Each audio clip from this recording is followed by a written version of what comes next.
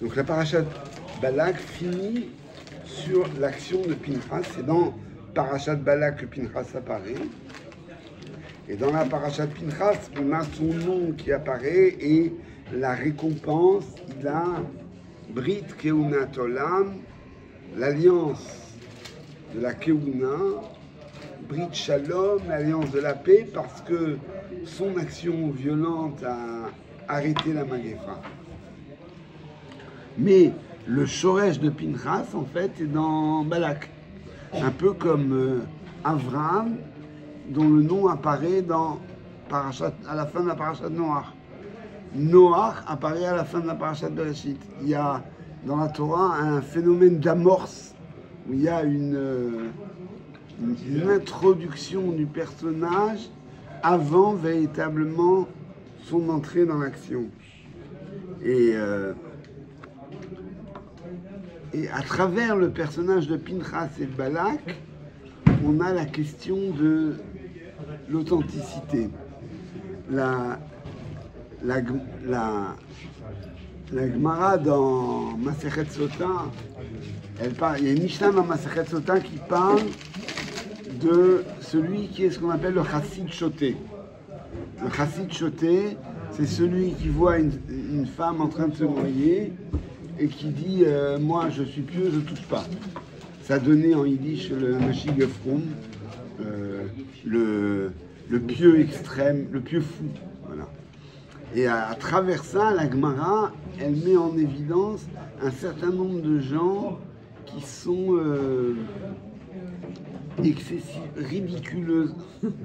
ridiculement religieux. Elle met en scène des situations ramissibles. Il y a un certain nombre de choses, de gens qui font semblant, si vous vous rappelez du Tartuffe de Molière, c'est ces situations-là qui sont marquées avec quelqu'un qui se montre comme quelqu'un qui n'observe pas les femmes et qui se blesse devant les murs et puis qui finalement regarde sous la cape, etc. Et la Gemara, dans les exemples, il y a celui qui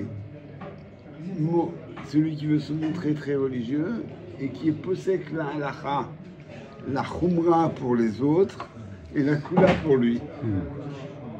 Ça donnait un proverbe en arabe et dissocié en yiddish, khmar de rabbi chlal. L'âne du rabbi, il est kasher. Et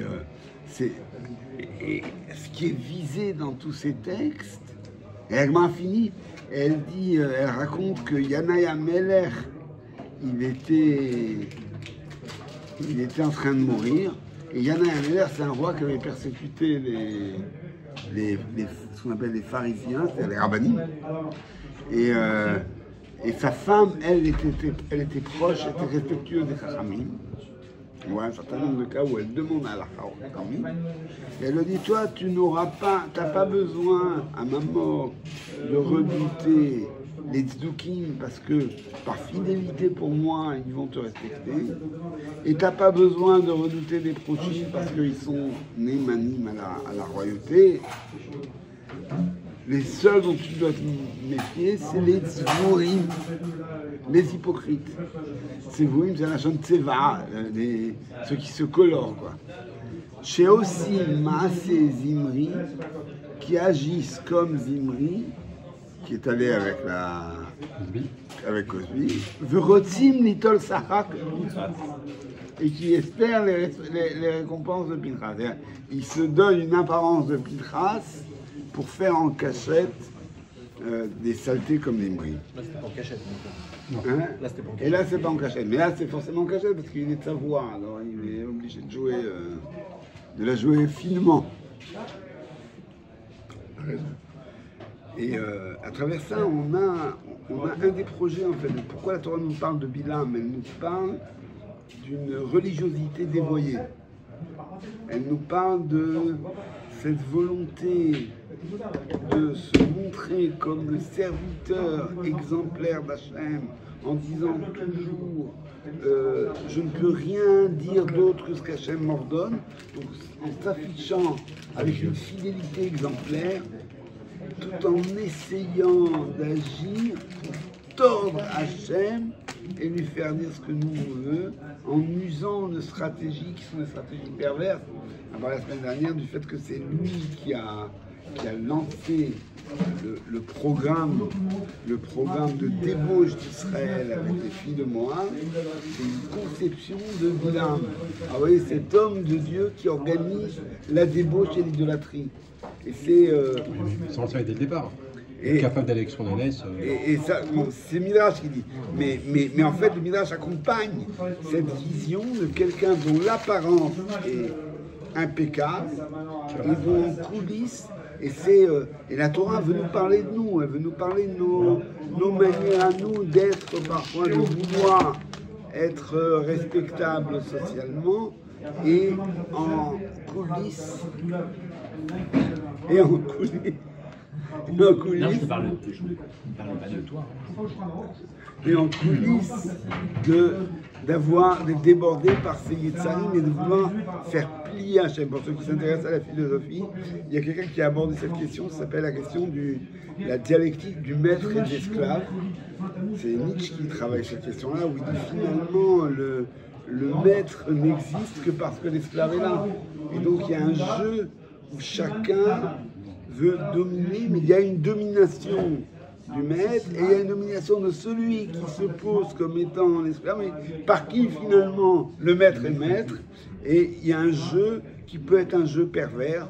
Et donc la Torah met en place par contre l'opposé finalement de Bilam et de Zimri ben Saloum, c'est Pinchas, qui lui agit de façon violente et a priori de façon interdite, contestable, puisque Pinchas, il n'est même pas Cohen à ce moment-là.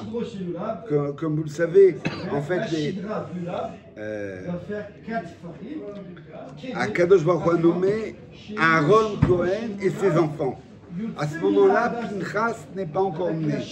Donc il n'est pas nommé dans les Kohanim. Ils seront Kohanim normalement, Aaron, Nadav, Avihu, Elazar, Itamar et leurs enfants.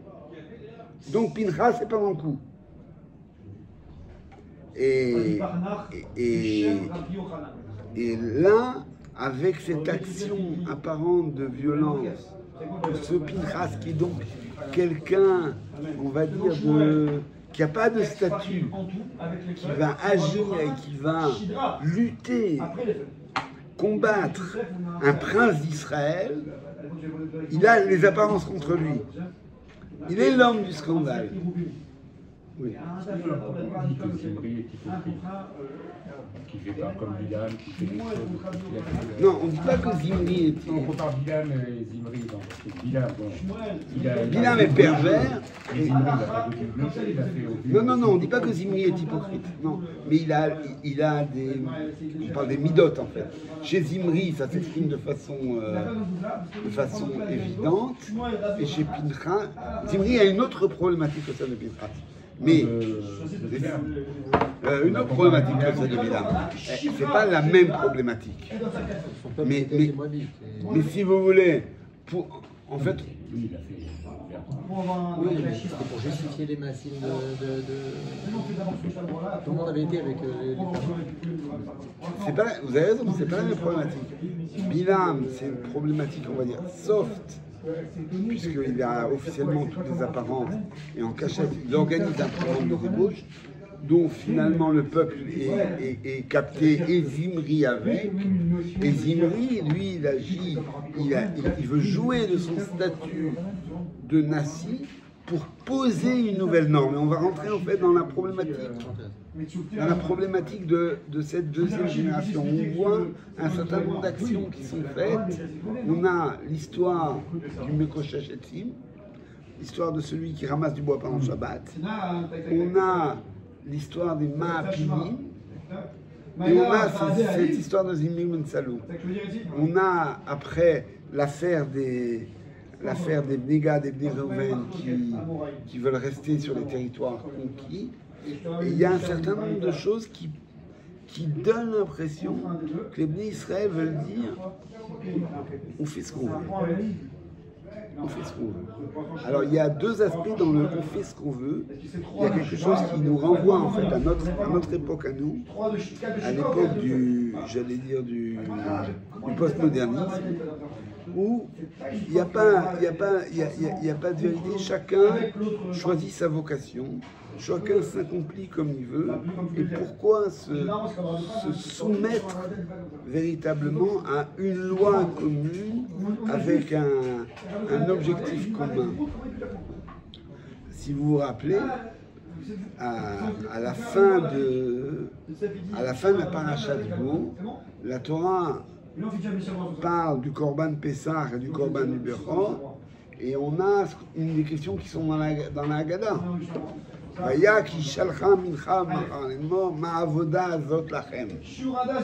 ton fils te demandera, c'est quoi ces corbanotes, c'est quoi ce service?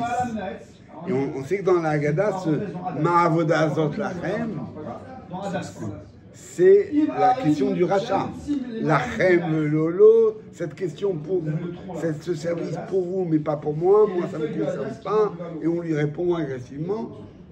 Mais si vous regardez dans le texte lui-même, c'est marqué juste après, donc ton fils te posera cette question, et le peuple, le peuple s'incline et se prosterne. Et Rachid dit pourquoi le peuple s'incline et se prosterne après cette question? Il dit parce qu'il vient d'apprendre deux bonnes nouvelles. On va apprendre qu'on va avoir des enfants qui vont rentrer, trois bonnes nouvelles en fait vraiment. On va avoir des enfants qui vont entrer en Eretz Israël et qui auront des questions. Et alors, ça dit la problématique de la deuxième génération. Une problématique qui dit, ok, vous êtes des Yotzei Mitzrayim, vous avez vécu la Torah dans le désert, nous maintenant, on est un peuple autonome, indépendant, et chacun fait ce qu'il veut. Et à travers ce chacun fait ce qu'il veut, il y a effectivement le danger d'une décomposition complète de la collectivité, ce qui m'amène au milieu de la paracha à l'affaire des filles de Tselophrad.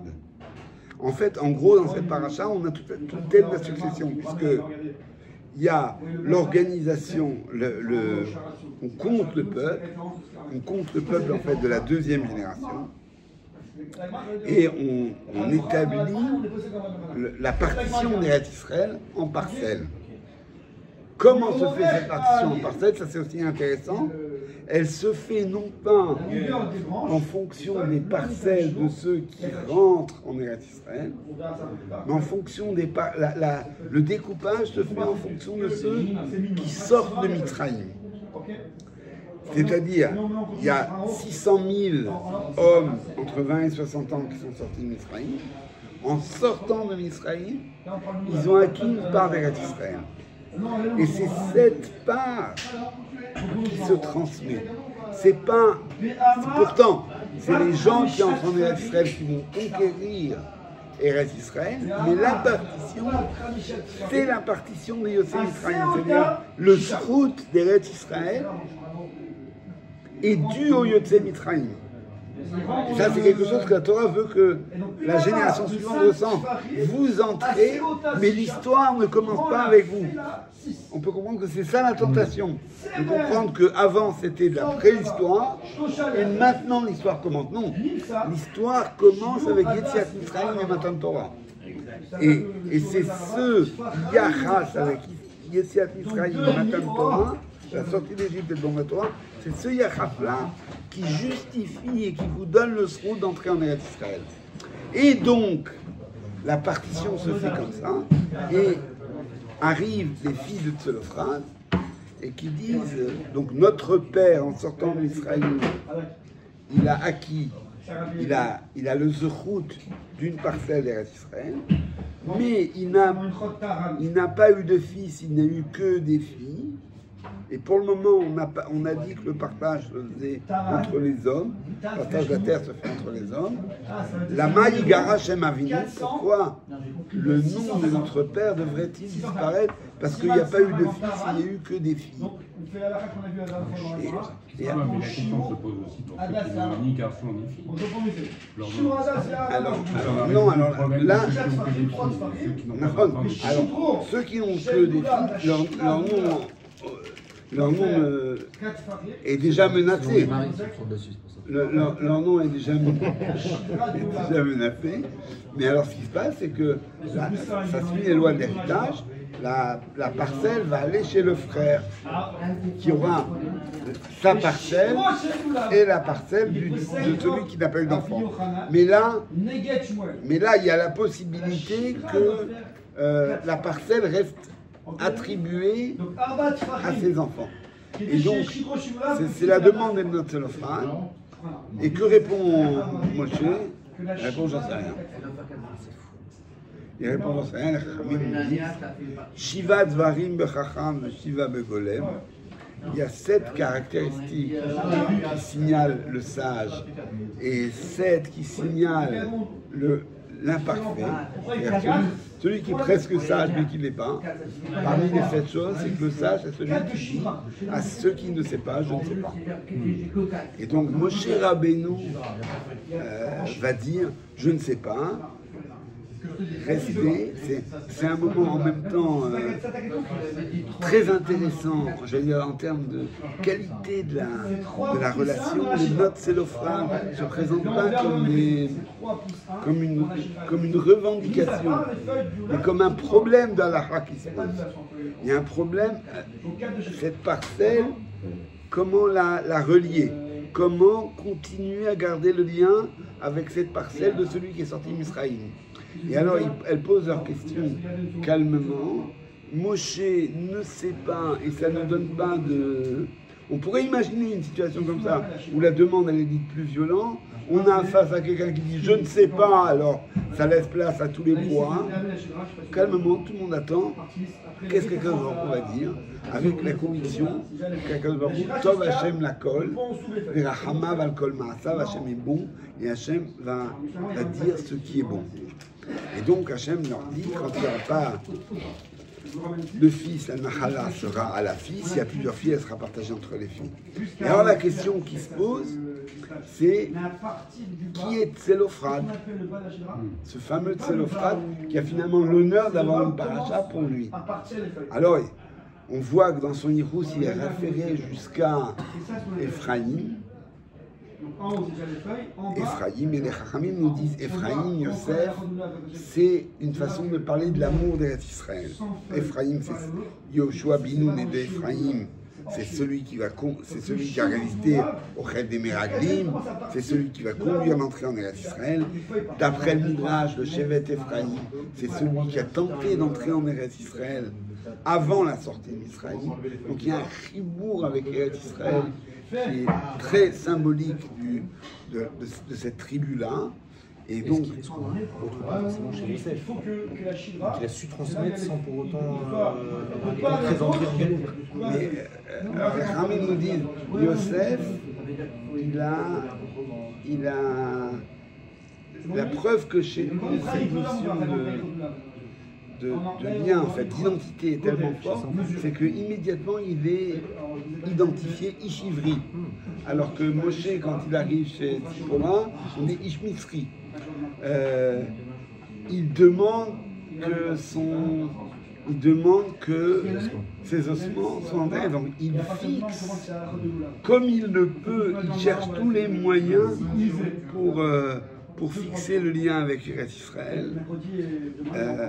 Maintenant, l'énigme, il y a une expression bizarre, c'est marqué, les films de Moran disent, il ne faisait pas, il est mort, mais il ne faisait pas partie de ceux qui ont contesté Hachem, sous-entendu l'affaire de Korach et l'affaire des explorateurs, qui me rétomet.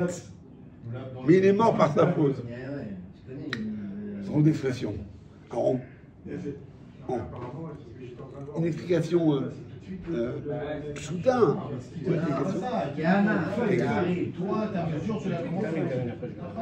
Une question, une réponse simple, c'est-à-dire qu'il me rétomette, c'est comme un m'a dit, parce que tout homme faute et tout homme meurt. Il est mort comme tout homme qui meurt parce que tout homme est faillible. Maintenant, l'expression, elle est quand même un peu bizarre, qui me rétomette, pourquoi la rajouter? Et là, il y a toute une enquête, une mara. Non. Je ne comprends pas pourquoi on ne calcule pas dès sa base. Non, il dit que ça existe. Les Mara qui rapporte. Il y a du feu là-bas, il y a du feu. Il y a une Mara dans Masechet Shabbat qui rapporte que Rabbi Akiva dit, à cause d'une Xera Shava, que c'est le Mekoshesh Etzim, que c'est celui qui a ramassé du bois Shabbat. Là, il y a deux explications. L'une, c'est de dire qu'il appartient à cette ambiance, après le Ched des Meraglim, de dire rien n'a de sens, le Shabbat. Et d'autres qui disent le contraire. Il est Mekoshesh Etzim parce qu'il veut montrer la gravité de la loi et c'est une sorte de suicide halachique où il veut faire une faute qui mérite la mort pour que le décret s'accomplisse et que la loi se maintienne. Parce que c'est cette loi qui protège Israël, oui. J'avais juste une question. Pourquoi le hiboum ne s'appliquerait pas? J'avais posé cette question, j'ai regardé Rachid le parle. La mère était toujours en vie. Donc elle aurait pu épouser le beau-frère. Je ne comprends pas pourquoi le hiboum ne s'applique pas dans cette histoire. Le hiboum peut s'appliquer, maintenant ils ont peut-être fait Khadija, on ne sait pas. Le hiboum, c'est une option. Le hiboum, c'est une option. Dans le texte, on ne sait pas si la mère est vivante. Pourquoi le nom de notre père sera-t-il diminué sur ce passage? Nous occupons la place d'un fils, et si les filles ne sont pas considérées comme une postérité, que notre mère épouse son beau-frère. Ah non, mais en fait, il n'y a pas d'hiboum, parce que justement, il y a eu des filles. Il n'y a pas d'hiboum quand il y a des enfants. C'est ça. Il y a pas. Mais c'est la rhétorique. C'est la rhétorique. Elles disent deux choses une. Ou bien vous dites que... Ou bien, de deux choses une, ou bien vous dites qu'on ne compte pas et qu'on n'a pas la terre alors que notre mère passe les mots. La halacha est que Ben Enlo à la Khamenei Aïm Alav, s'il y a quoi que ce soit comme descendance, il n'y a pas d'hiboum, et c'est donc la halacha. Maintenant, donc Rabbi Akiva dit c'est le Mekoshesh Etzim, et donc c'est une action qui est liée à la perte de sens qui suit l'affaire des Meraglim. Et Ben Betera, il attaque Rabbi Akiva, il dit mais comment tu oses dévoiler la faute de Tzelophan? La Torah ne la dévoile pas, dit Bechetomet, et toi tu désignes? Pourquoi tu fais ça? Pourquoi tu dévoiles la faute? Alors la formulation de ce tzaddik, on ne sait pas pourquoi on l'appelle tzaddik. Et alors Ben Betera il dit mais moi je vais te dire, c'est l'offrage, c'est pas quelqu'un qui a ramassé du bois Shabbat, c'est quelqu'un qui est mort parce qu'il fait partie des Ma'apilim. Parmi ceux donc, il y a Apilou la Halot, ils ont le Targum traduit Vayarchi ou la Halot, donc ils sont montés de façon transgressive. Vayarchi, ils sont obstinés. Contrairement à la loi, d'ailleurs Moshe leur dit n'y allez pas, vous allez être massacrés. Le Aaron Hachem n'est pas avec vous, le peuple n'est pas avec vous. Vehi lotisla. Vehi lotisla, ça ne marchera pas. Et alors la question c'est Ben Metera, il reproche à Rabbi Akiva de dévoiler la faute. Et lui, il fait la même chose. Il dit, c'est pas la faute. C'est pas la faute du Shechil Shabbat. C'est la faute de... C'est la faute des Ma'apilim. Mais les Ma'apilim, c'est aussi une faute condamnée par la Torah à mort. Et donc, en fait, Ben Metera est en train de... Et il l'appelle Tzadik. Il y a toute une littérature sur ces Ma'apilim. D'après la Gemara, ces Ma'apilim, quand on lit dans la Haftara d'Ézéchiel, ce qu'on appelle la Hatzamot Ayeveshot, les ossements desséchés qui reprennent vie, une vision d'Ézéchiel de la fin des temps. On dit c'est qui ces ossements qui reprennent vie? Il y a plusieurs hypothèses dans la Gemara. Une des hypothèses, c'est qu'il s'agit des Ma'apilim. Et là, Ben Metera est en train de dire c'est Ma'apilim. C'est sûr qu'ils ont fauté, ils n'ont pas obéi à la halakha, mais on les appelle tzadikim quand même, parce qu'ils sont morts à Kiddush Hashem. Ils ont voulu montrer le lien essentiel qui relie le peuple d'Israël à Hashem et à sa terre, envers et contre tout. Donc ils ont fait une action qui était hors norme, qui est contraire à la halakha. Mais c'est ce qu'on appelle Avera Lishma, c'est ce thème très très dangereux, même sulfureux, avec lequel on peut faire, on peut tout se permettre, on peut faire n'importe quoi. Mais ce thème essentiel qui dit qu'il y a des moments, exactement comme on dit à propos de Moshe Rabbeinu quand il casse les Dochot. Paramim, chez Bitula, chez Torah, Zui Kiyuma. Il y a des moments où c'est en annulant la Torah qu'on la maintient. Rabbi Yehuda Nasi s'est servi de ce principe pour écrire la Mishnah. La Mishnah, c'est Torah Shebal Peh, elle ne devait pas être écrite. Mais si la Mishnah ne s'écrit pas et que le peuple juif est menacé par la dispersion, la loi orale ne se maintiendra pas et c'est tout le peuple juif qui est perdu. Et donc on va faire quelque chose de transgressif mais qui maintient la Torah. Et on voit bien que c'est le thème de cette parashat Pinchas avec Pinchas qui fait aussi quelque chose de transgressif et qui sauve le peuple. C'est l'Euphrate. Zimri, il ne sauve pas le peuple. Oui, mais il pense que c'est permis. Il pense, c'est le thème. Ouais. Il est dans le thème. Il est dans le thème. Et Zimri, il pense que c'est permis. Il a reproché, il dit toi t'as été, moi aussi j'y vais, c'est autorisé, arrête de me prendre la tête. Pardon? C'est pas un mauvais choix. Mais c'était quoi en fait? C'était quoi sa requête à lui? Parce qu'il y a comme trois sujets, le fait que ce soit aux yeux de tous, que ce soit avec une de ces femmes-là, et il y a le principe d'Avodah Zarah. Ouais. Donc c'était quoi en fait qui a créé la goutte de trop finalement?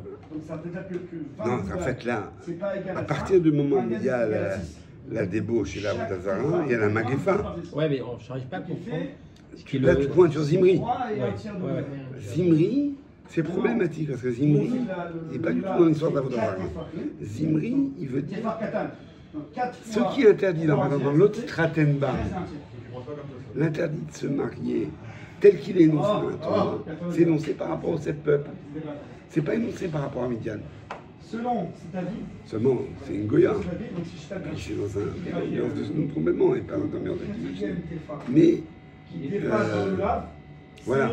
Zimri voudrait dire, il y a quelque chose de caché à faire avec ça. Et alors, les Kabbalistes, il va récupérer des étincelles, ce que disent toujours les gens qui sont dans cette logique d'Avera Lishma, il va récupérer des étincelles de sainteté, et en vérité, il est dominé par son Yetzer.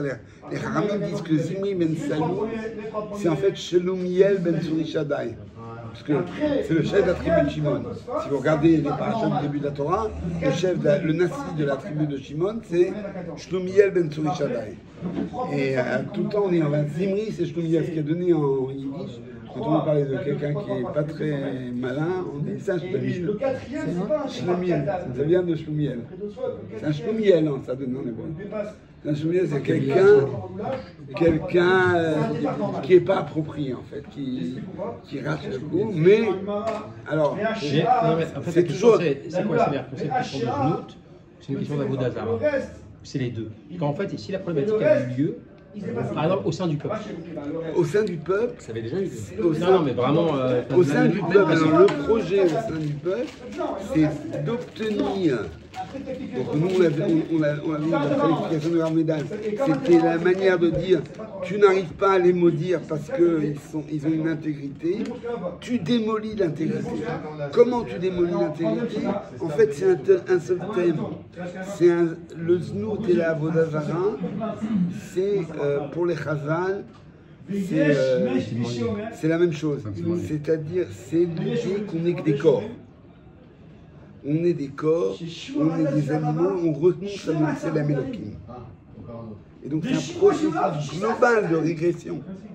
Et à travers ce processus de régression, la protection d'Akadosh Baruch Hu ne peut pas s'exercer. Voilà, la suite, ça sera demain les Korbanot.